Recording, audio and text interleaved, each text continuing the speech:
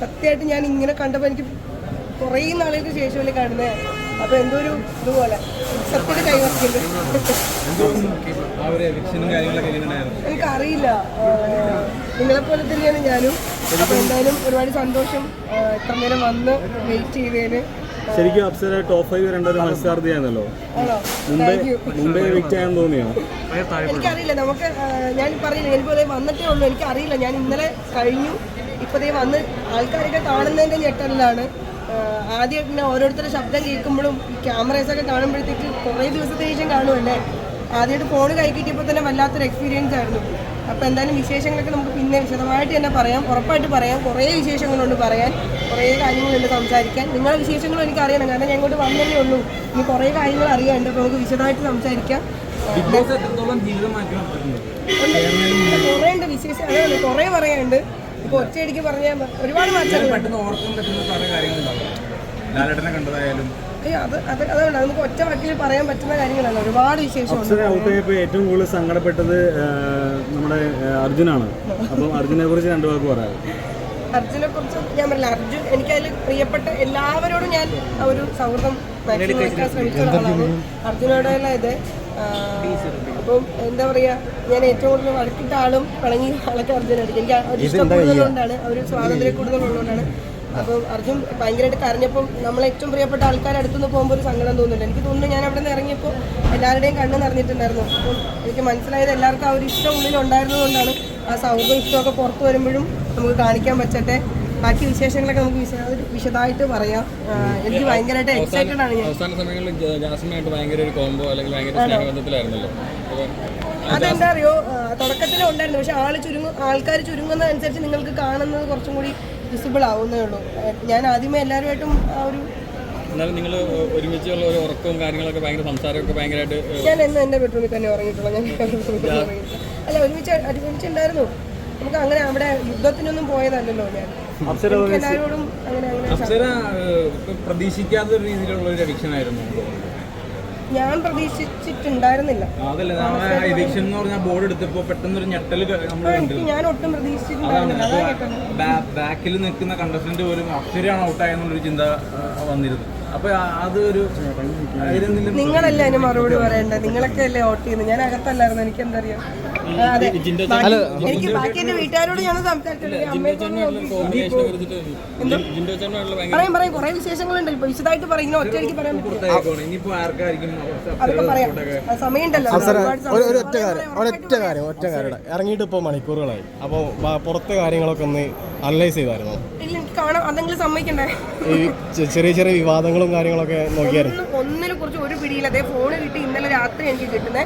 Phone കിട്ടുമ്പോൾ തൊട്ട് ആദ്യമായിട്ട് ഫോണ് വാങ്ങുമ്പോൾ നമുക്കൊരു പുതിയ ഫോണ് വാങ്ങുമ്പോഴേ നമുക്ക് ഉണ്ടാകുന്ന ഒരു എക്സൈറ്റ്മെന്റും കാര്യങ്ങളൊക്കെ ഇല്ല. അതുപോലെയായിരുന്നു. ഇനി ഇത് ഓപ്പൺ ചെയ്ത് നോക്കണേ ഉള്ളൂ. എല്ലാത്തിനും നമുക്ക് മറുപടി പറയാം. എല്ലാത്തിനും പ്രതിനിധികളുണ്ട്. ബിഗ് ബോസിൽ നിന്ന് ഇറങ്ങിയ കണ്ടസ്റ്റന്റ് അല്ലേ, അപ്പൊ ഇച്ചിരി പറയാം.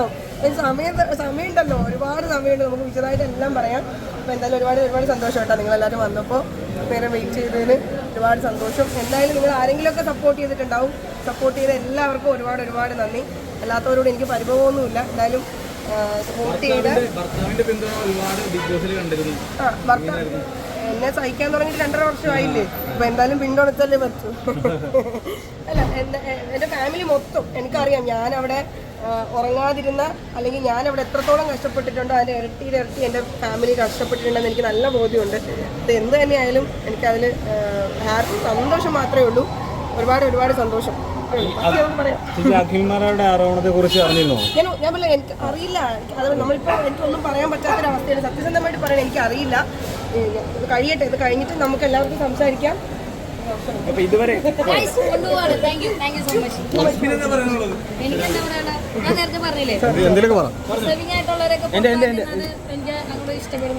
സാധ്യതയുള്ള ഒരു വ്യക്തിയാണ് ഇപ്പോൾ പുറത്തായിരിക്കുന്നത്. പുറത്തത്തെ കളിയും നിങ്ങൾക്ക് നന്നായിട്ട് അറിയാം. അകത്തുള്ളൊരു ഡിസേർവിംഗ് അല്ല എന്നല്ല, അകത്ത് ഇപ്പോഴും ഡിസേർവിംഗ് ആയിട്ടുള്ളവരുണ്ട്. ഇനിയും വീണ്ടും ആ ഡിസേർവിംഗ് ആയിട്ടുള്ളവരൊക്കെയാണ് പിന്നെയും പുറത്ത് വന്നിട്ടുണ്ടെങ്കിൽ ബിഗ് ബോസിനൊരു അപ്പീലുണ്ടായിരിക്കും. റസ്മിയിൽ ഇറങ്ങിയ സമയത്താണെങ്കിലും ഇതേ ഞെട്ടൽ ഒരുപാട് പേർക്ക് ഉണ്ടായിരുന്നു. അപ്പം ഞാൻ ഇറങ്ങിയപ്പോഴും എനിക്കറിയില്ല നിങ്ങൾക്ക് എത്രത്തോളം എഫക്റ്റ് ചെയ്യുന്ന എനിക്കറിയില്ല. പക്ഷേ ഞാൻ ഞെട്ടി, സത്യമാണ്. പക്ഷേ എനിക്ക് പറയാനുള്ളത് ഇതല്ലല്ലോ നമുക്ക് കപ്പ് കിട്ടുക എന്നുള്ളത് എല്ലാവരും ഡ്രീമാണ്. അവിടെ നിന്ന് 25 പേരുടെയും ഡ്രീമാണ്. പക്ഷേ അവിടെ നിന്ന് ഇറങ്ങിയിട്ട് എത്ര കാലം നിങ്ങളുടെ മനസ്സിൽ നിൽക്കും എന്നുള്ളതിലാണ് ഏറ്റവും വലിയ സക്സസ് ആയിട്ട് ഞങ്ങൾ കാണുന്നത്. ഞങ്ങൾക്ക് ഉറപ്പുണ്ട് എന്തായാലും അത്ര പെട്ടെന്നൊന്നും നിങ്ങളുടെ മനസ്സിൽ നിന്ന് പോകില്ലാന്ന്. ഇറങ്ങുന്ന ആൾക്കാരോട് നിങ്ങൾ നന്നായിട്ട് കളിച്ചു, അയ്യോ നിങ്ങൾ ഇപ്പോഴൊന്നും ഇറങ്ങേണ്ട ആളല്ലായിരുന്നു എന്ന് പറയുന്നത് അത് കേൾക്കുമ്പോഴാണ് ഞങ്ങൾ അത്രയും എന്താ പറയാ, അതാണ് ഞങ്ങളുടെ സക്സസ്. അങ്ങനെ ഞാൻ വിചാരിക്കുന്നു. അപ്സരയ്ക്ക് അങ്ങനെ പ്രേക്ഷകരുടെ വോട്ട് പ്രകാരം വല്ല എവിക്ഷൻ നടക്കുമെന്ന് തോന്നുന്നു? ഒരിക്കലുമല്ല. അങ്ങനെയാണെങ്കിൽ നമ്മളെയൊക്കെ എന്തായാലും നല്ല കണ്ടസ്റ്റന്റിനെ ഏഷ്യാനെറ്റ് അവിടെ നിർത്താനല്ലേ നോക്കുള്ളൂ. അവർ പോലും വിചാരിച്ചില്ല.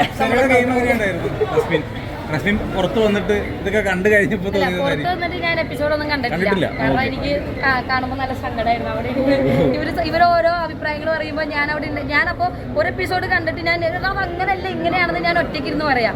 അപ്പം ഞാൻ വേണ്ട ഇനി കണ്ടാൽ ശരിയാവില്ല, സങ്കടം വരും. അപ്പം അതുകൊണ്ട് ഞാൻ മാറ്റി വെച്ചു. എവിക്ഷൻ എപ്പിസോഡ് മാത്രമാണ് ഞാൻ കണ്ടത്, വേറെ ഒന്നും കണ്ടില്ല. എന്നെ കാണാൻ ഓടി വന്നില്ലേ? അല്ല, ഈ ബന്ധം എങ്ങനെയാ വന്നേ? അത് എനിക്ക് അവിടെ കണ്ടതിൽ ഏറ്റവും പ്യുവർ സോളായിട്ട് തോന്നി, ഭയങ്കര ജെന്യൂനായിട്ട് തോന്നിയ ഒരാൾ റസ്മിനാണ്. ഭയങ്കര സത്യസന്ധയാണ്. അവള് കാണിച്ചൊക്കെ ഇപ്പം നെഗറ്റീവ്സ് ഒക്കെ ഉണ്ടായിട്ടുണ്ട്, പക്ഷെ അതൊക്കെ ഭയങ്കര സത്യസന്ധ ആയതുകൊണ്ട് എനിക്ക് തോന്നുന്നു കയ്യിൽ നിന്ന് പോയ കുറച്ച് കാര്യങ്ങൾ. പക്ഷെ ഭയങ്കര സത്യസന്ധമായ കുട്ടിയാണ്. റസ്മിനെ പറ്റിയുള്ള എല്ലാവരും പരാതി പറയുന്നത് റസ്മിനെ എല്ലാവരും മനസ്സറിഞ്ഞ് അവരുടെ കൂടെ നിൽക്കുന്ന പറയുന്നത്. മനസ്സറിഞ്ഞ് അവരുടെ കൂടെ ആയി പോകുന്ന പറഞ്ഞ് റസ്മിൻ്റെതായ ഒരു രീതിയിലുള്ളൊരു ഇതുണ്ടായിരുന്നില്ല എന്ന് പറഞ്ഞു.